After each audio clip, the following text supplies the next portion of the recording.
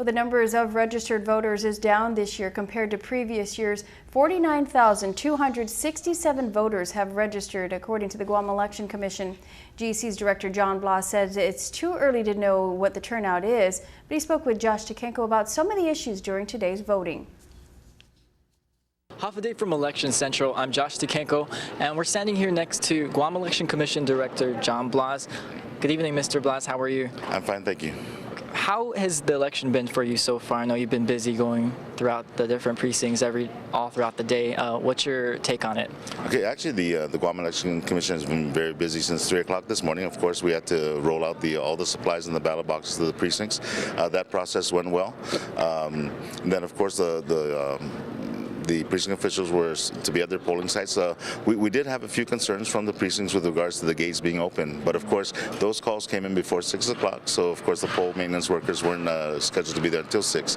And then throughout the day, of course, our office fielded a lot of calls regarding concerns of voters' names not being on the registration, and of course there are certain reasons for that. Basically those are a lot of the questions, and then there are a few concerns with the recruitment of precinct officials at the polling sites. So again, what are the requirements to be a precinct official? Those we had to clarify to our precinct officials, or even to those potential voters who wanted to work. And speaking of voting, how many votes does it take for a candidate to be placed on the general election ballot? Do you know?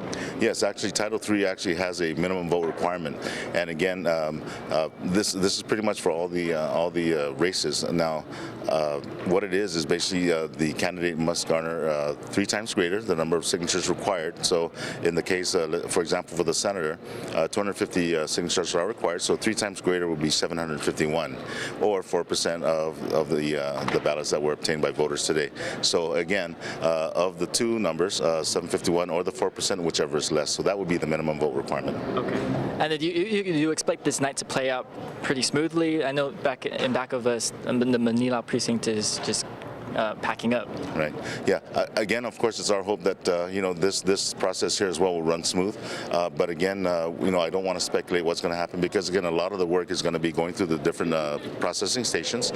Station 3 being the most critical, the reconciliation station. So again, if the precinct officials really just kind of keep on top of what they need to do at the reconciliation station, they should be able to clear, and then that actually will set the tone for tonight. Okay. All right, thank you so much. We'll check back with you later. Thank you very much. And back to you guys in the studio.